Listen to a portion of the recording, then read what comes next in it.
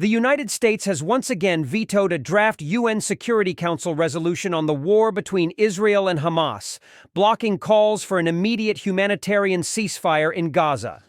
13 members of the Council voted in favor of the text drawn up by Algeria, the USA voted against, and the United Kingdom abstained. It was the third U.S. veto of a draft resolution of this type since the war began on October 7th. Abstentions? Washington has pushed for a temporary ceasefire linked only to the release of hostages held by the Islamic militia. The result of the voting is as follows: 13 votes in favor, 1 vote against, 1 abstention. The draft resolution has not been adopted owing to the negative vote of a permanent member of the Council. The United States once more is obstructing the efforts of the entire international community to achieve peace in Gaza. The United States actually has voted against 4 different UN Security Council resolutions that called for peace in Gaza, including the resolution that Russia had introduced on the 16th of October, that called for a humanitarian ceasefire. U.S. Ambassador to the UN, Linda Thomas-Greenfield, argues that a ceasefire without requiring Hamas to release hostages would fail to bring about durable peace.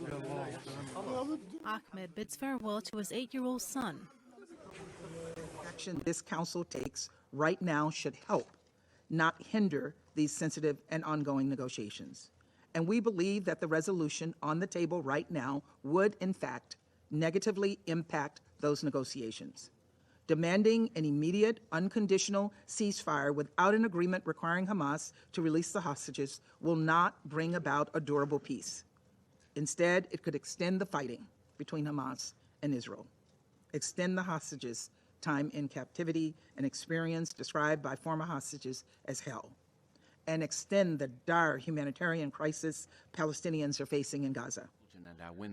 She also added that proceeding with a vote today was wishful and irresponsible. While we cannot support a resolution that would put sensitive negotiations in jeopardy, we look forward to engaging on a text that we believe will address so many of the concerns we all share. None of us want that. And so I reiterate the United States' belief that while numerous parties engage in sensitive negotiations, this is not the time for this resolution, which jeopardizes these efforts. Colleagues, I communicated our concerns publicly and privately over the last several weeks. She said the Biden administration has pressed Israel not to follow through with plans for a ground invasion of the southern Gaza city of Rafah, where 1.5 million civilians are taking refuge. Israeli forces have not gone in to attack Rafah, and we will keep engaging and urging and pushing in that direction to ensure that that does not happen, she said. First they bombed us in Jabalia, so we moved to Khan Yunis. We were targeted again in Al-Mawasi. We then came here to Rafah, but the attacks continue. When the bombing started, I couldn't breathe. I was screaming for help. And the eyes of history are watching. We do not support calls for an immediate ceasefire. But why and how the U.S. can prevent or stop these resolutions? The UN structural design allocates permanent seats to 5 nations, the victors of World War II, namely the U.S., the U.K., France, Russia, and China, granting them veto power and 10 members elected for 2-year terms. This authority allows the United States to obstruct resolution passage. Notably, the UN Security Council is the only UN institution with practical enforcement capabilities. However, this underscores a fundamental issue. The United Nations faces paralysis due to a structure that affords the United States significant control.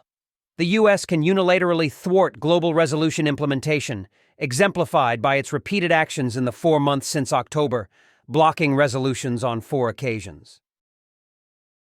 Please subscribe, put a big like, and leave a comment below. Thank you.